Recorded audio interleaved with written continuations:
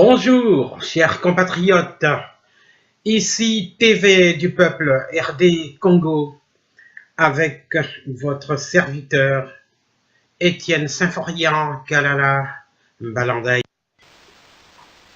Eh bien, beauté na biso, bandeko, mio yetu bonso, na wasalimia nyinyi wote wa ndugu wapenzi. Alors, aujourd'hui, nous allons nous focaliser sur le conclave des opposants à Genève. Jusqu'à présent, il n'y a pas encore eu de fumée blanche ni de fumée noire. Alors, il est question de choisir un candidat commun. Il est très important de choisir un candidat commun parce qu'en cas d'échec, la Kabylie aura raison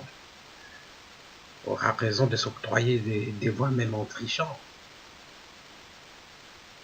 Et c'est ça qui est en vue, parce qu'ils vont tricher nécessairement si élection il y a.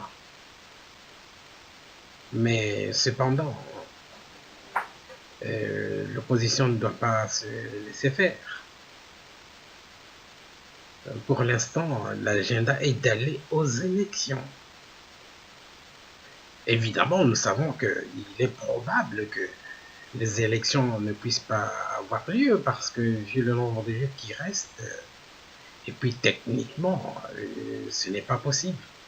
Mais les surprises sont possibles parce que d'après l'ONG APRODEC, Corneille Nangaa aurait commandé des bulletins papier auprès de la BCC.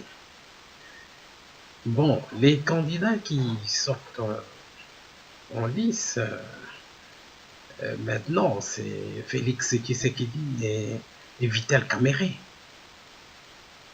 Il y a polémique, apparemment ils ne s'entendent pas. Aux dernières nouvelles, certains auraient proposé Vital Kamerhe, mais l'UDPS ne se laisse pas faire, ils ne sont pas d'accord parce que, bon, d'abord Vital Kamerhe, c'est une personnalité réputée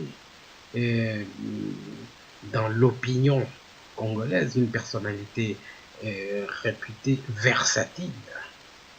Tantôt il est dans un camp, tantôt il est dans un autre. Est-ce que on lui fait confiance? Bon, par ailleurs, on peut se souvenir que en 2011, il n'avait pas accepté de faire front commun avec Félix Tshisekedi. Il est parti en solo pour disperser les voix. Bon, il a toujours été traité par le peuple congolais, la majorité bien sûr, qu'il roule pour la Kabylie. Bon, il y a ces soupçons-là. Mais vraiment, son casier judiciaire politique vraiment ne permet pas d'envisager qu'il soit un candidat commun. Alors, ça, c'est au moins notre point de vue. Bon, il faut voir aussi la base. La base, l'UDP c'était un parti, je ne fais pas l'apologie de l'UDPS, mais il faut se rendre compte que c'est la sœur aînée de l'opposition et que ce parti est implanté partout dans le pays. Et Félix Tshisekedi jouit de l'aura de son feu père Étienne Tshisekedi. Il y a également Moïse Katumbi et son entourage, c'est-à-dire l'ensemble, le G7 et consorts, qui disent qu'ils sont plus proches de Félix Tshisekedi, qu'ils ont beaucoup travaillé avec lui. Mais par contre, les autres, pour eux, c'est Vital Kamerhe. Mais nous verrons d'ici dimanche ce qui va se passer. Eh bien, nous avons choisi un magazine suisse qui parle de ce conclave de Genève. Nous allons vous faire lire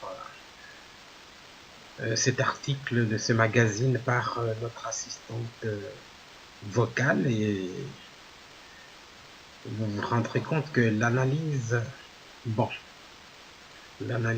qui est faite par des Suisses, c'est un peu différent des analyses qu'on trouve dans les magazines des Congolais, comme 7 sur 7.cd et consorts. Mais ça vaut la peine d'écouter ce magazine, ce que va lire notre assistante vocale. Et nous rappelons aussi que la modération, la facilitation est faite par la fondation Kofi Annan. Le président de cette fondation, c'est un Anglais. Eh bien, je vous laisse lire et je vous laisse écouter la lecture de notre assistante vocale. Le Temps, magazine suisse. La politique congolaise se décide à Genève. Plus d'informations sur l'image Vital Kamerhe, ex-président de l'Assemblée nationale, lors d'un rassemblement à Kinshasa, en RDC, le 26 octobre dernier. Négociation. La politique congolaise se décide à Genève. 7 personnalités de l'opposition en République démocratique du Congo sont réunies à Genève pour choisir, d'ici à dimanche, un seul candidat à la présidentielle du 23 décembre. L'enjeu ? Mettre fin au règne du camp du président sortant Joseph Kabila. Dans le hall d'un hôtel du centre de Genève, l'agitation est palpable. Des dizaines de Congolais parlementant dans le café, puis se lèvent soudain pour s'enquérir de la situation. Depuis 15 heures vendredi après-midi, 7 figures de l'opposition sont réunies en conciliabule jusqu'à dimanche soir si nécessaire, avec un objectif en tête. Dans l'optique de la présidentielle du 23 décembre prochain. Désigner un seul candidat pour défier Emmanuel Ramazani Shadary, le prétendant choisi par Joseph Kabila, l'actuel président de la République démocratique du Congo, pour lui succéder. Bemba hors course. Sur les 7 personnalités, 3 ne sont pas en lice. Moïse Katumbi, qui était venu en juin 2017 à Genève pour défendre sa candidature. Ainsi que l'ex-chef de guerre et ex-vice-président Jean-Pierre Bemba ont jeté l'éponge, n'ayant pas pu figurer sur la liste des 21 candidats établis en août. L'ancien Premier ministre Adolphe Muzito est lui aussi hors course. Le choix se limite à 4 personnes. Félix Tshisekedi, président historique de l'opposition, Vital Kamerhe, ex-président de l'Assemblée nationale, Freddy Matungulu, fondateur du parti politique Congo Nabiso, Notre Congo, et Martin Fayulu, député. Chaque participant à la réunion de Genève réalise que les enjeux transcendent les ambitions personnelles et requièrent de l'humilité. Une proche collaboratrice de Vital Kamerhe. Le moment est extraordinaire, plaçant Genève au cœur de la politique de la RDC. Le choix de la ville du bout du Léman, entend-on dans les coulisses, s'explique. La Suisse n'a pas de passé colonial. C'est un lieu neutre. L'opposition congolaise apprend du passé. Elle ne veut pas répéter l'erreur stratégique commise lors de la présidentielle de 2011 où, face à Kabila, elle était partie totalement divisée, éparpillant les votes. Elle est passée à l'action en sollicitant la fondation Kofi Annan établie dans la cité de Calvin. C'est le Britannique Alan Duff, directeur exécutif de la fondation, qui officie en qualité de facilitateur de la réunion. Il est au bénéfice d'une grande expérience de la RDC pour avoir été le représentant spécial des Nations Unies à Kinshasa de 2007 à 2010. Si les 7 personnalités n'arrivent pas à se rallier derrière un seul candidat, ce sera la catastrophe pour l'opposition. Il faut donc que chacun laisse son ego à la maison.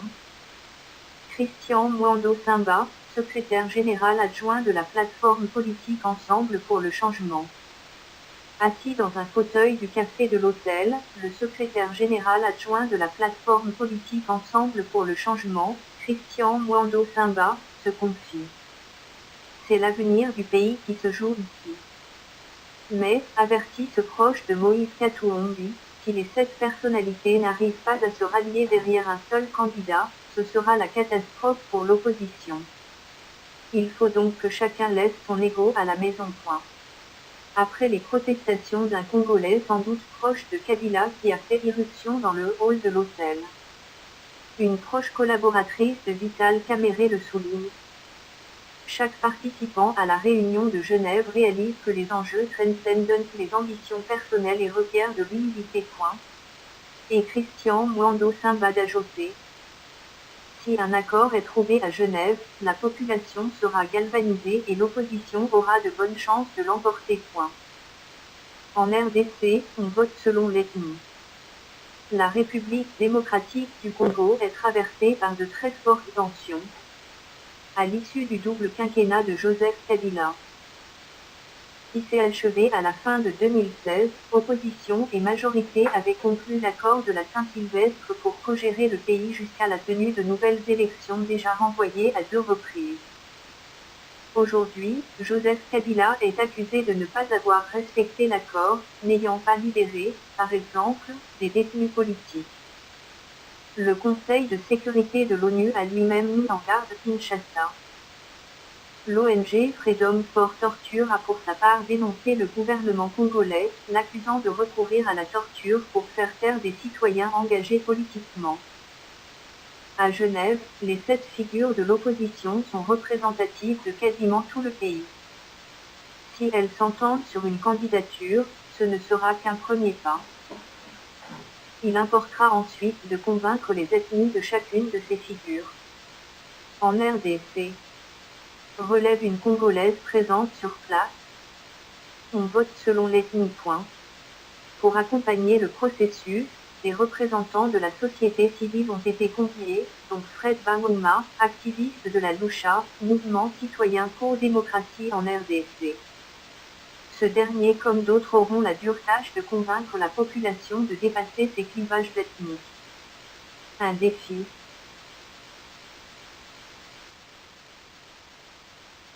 Eh bien, vous avez suivi. Sikoyo, tokozela milinga ya pembe. Oye, ekobima dimanche. Alors, croisons les doigts.